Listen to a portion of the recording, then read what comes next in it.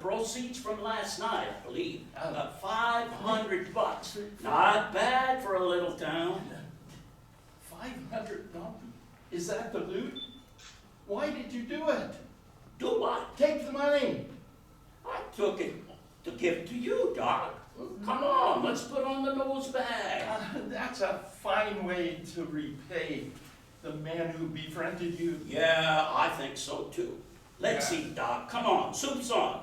Uh, Hey, where you going? I'm taking this down to the butcher. Maybe, just maybe, I can reason with him. $500? Oh, them butchers, they sure got a racket these days. They say that speech is silver and silence is golden. As usual, Dr. Tweedy has picked the wrong time to go off the gold standard. Let's see what happens as he enters the butcher shop. Good morning. I take it you're Oscar Schlupp. No meat.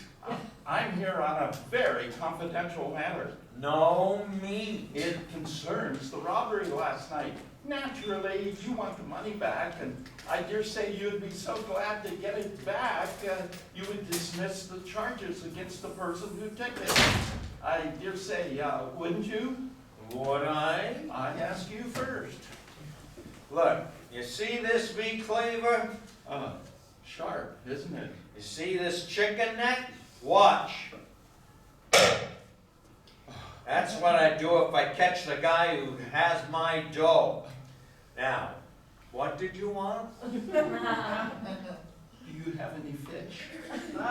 What do you know about this robbery? Well, would you mind putting that cleaver down? I like the feel of it. Oh, you do? It talks my language. Now, what do you know about this robbery? Well, there's a lot to be said on both sides. Of what? Everything. Some people are one way and others are different, and that is to say certain people under certain circumstances do certain things, and vice versa, of course. I hope I'm not taking up your time. Get to the point. All right, I will, Mr. Schlupp. I have the money that was stolen from your shop. No, put that cleaver down.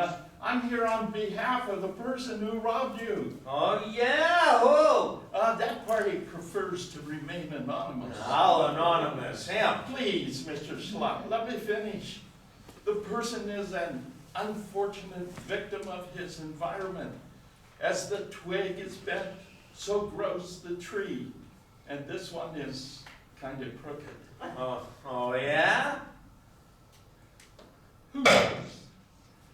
Who knows? Under the circumstances, you might have done the same thing. Put yourself in this poor man's position. You enter this heartless world alone. You are born without parents. How? You're an orphan.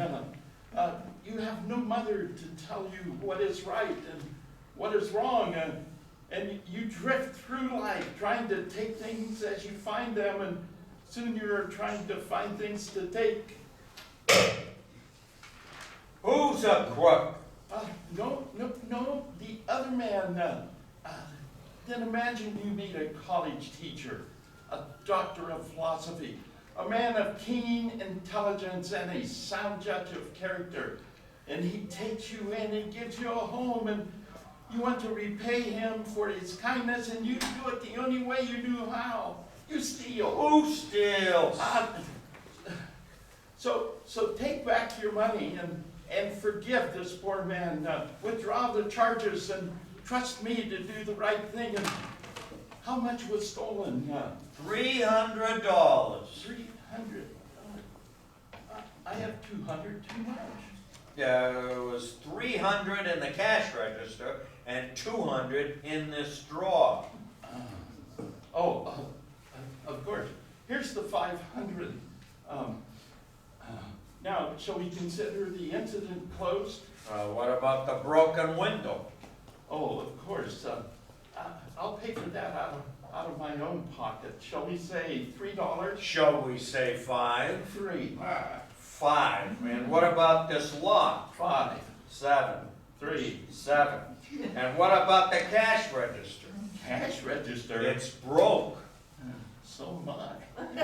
Somebody's got to pay for it or someone's going to jail. Oh, well, I have a good fountain pen here. Well, that's a nice watch you got. Oh, I'm sorry. That's the one thing that I just won't give up because the class. I could use a watch. Oh, okay. Be careful with it, won't you? It means a lot to me.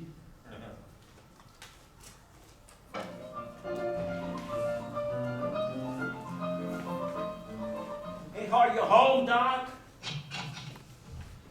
Yes, I'm home. What's eating you? You look like you lost your last friend. I've come to the conclusion that I have no friends. Sure you have. You got me. Yeah, I got you for 1 year. That's what's eating you, Doc? Don't worry, Doc. If you want, I'll stay with you forever. Oh, that was the unkindest cut of all. For when the noble Caesar saw him stab in gratitude, more strong than traitor's arms, quite vanquished him, then burst his mighty heart. Oh, what a beautiful skull you got, Doc. And don't speak to me. I gave you a helping hand and you bit it. Brutus, shame, shame, never have I been so hurt. I done something wrong? What about that $500? Oh, you mean the proceeds from the dance last night? Yes, you. Proceeds? The dance? Yeah, the dame that left it said you'd know what to do with it. Oh, then you didn't rob the butcher shop. He robbed me, Doc. $1 a pound for beef. Doc, did you think I swiped that 500? Oh, Doc. Oh, my friend, have I accused you Oh, unjustly? never have I been so hurt. What have I done? Plenty. I turned my back and you bite me. My friend, Brutus, shame, shame. forgive me. Don't speak to me. I thought you was the greatest guy in the world. You did? Yeah, you was the big brain to me. I thought you was the sweetest guy that ever lived. My friend, believe me, I'm Oh, sorry. leave me alone. And take your hand off my shoulder. I don't like you no more. Please don't say that. To err is human, to forgive is divine. A forgiving heart is worth more than all the gold. Gold? Yes. The money! I gave it to the butcher. Oh, the dance money. And I had to give him my fountain pen and my watch just to get him to take it.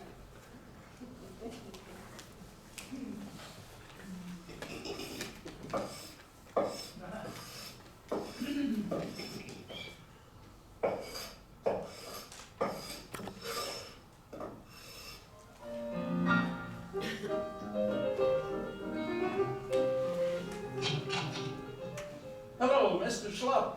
No, me. Oh, it's you again. What do you want? Well, it seems that there's been a slight mistake. What do you mean? Mr. Schlupp, I have some good news. My friend did not rob your store.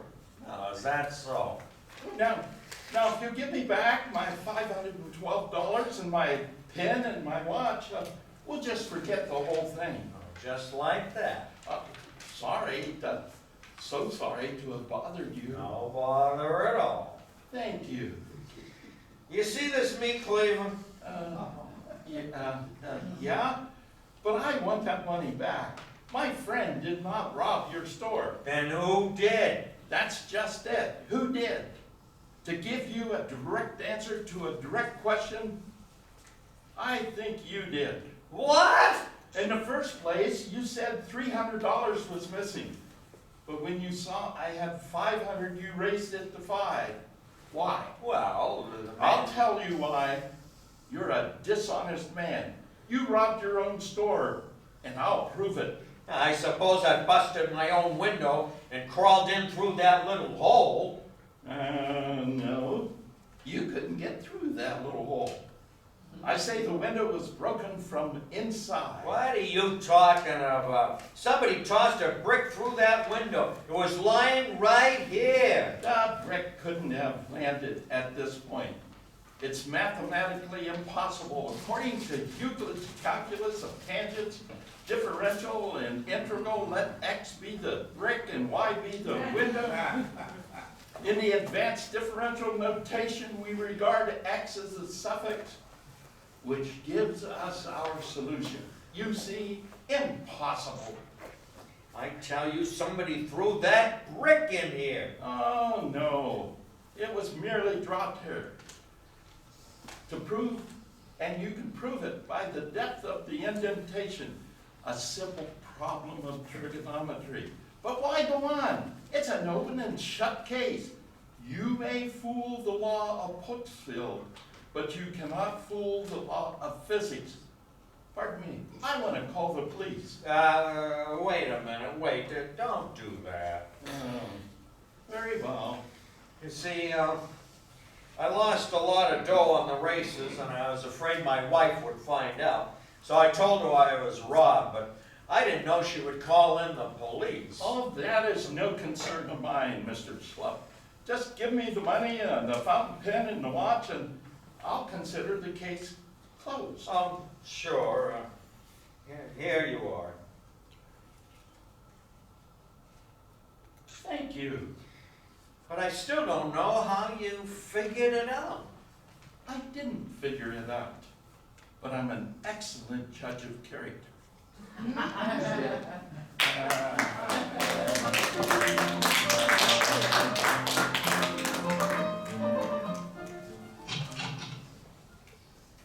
Is Dr. Tweedy home? No, Doc ain't back yet. Would you mind if I wait? I have to see him. It's terribly important. I have to see him about some money. You ain't the girl that left the money for Doc, are you?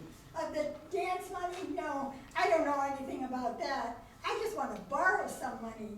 My allowance hasn't come yet, and there's this dress downtown that I just have to have.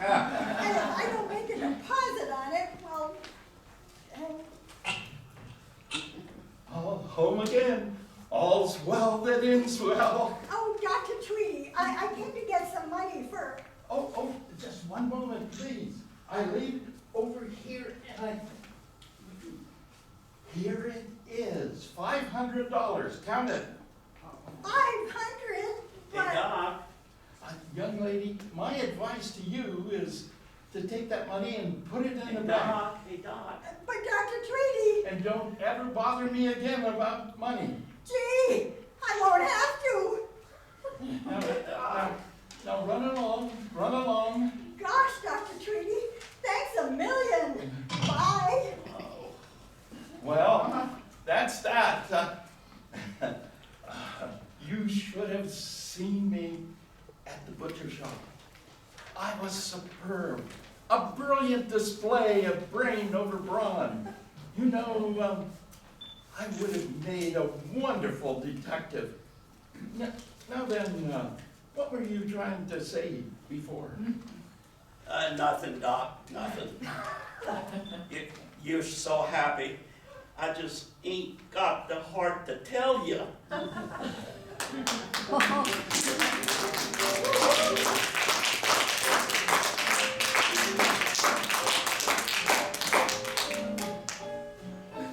Oh, to have the cast stand? I'll introduce the cast. Elizabeth Grable, Sonny Lorette,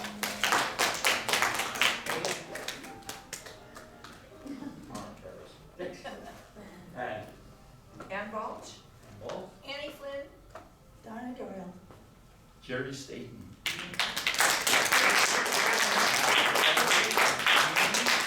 and Kay are new members of Readers Theater, and I thought they did a good job.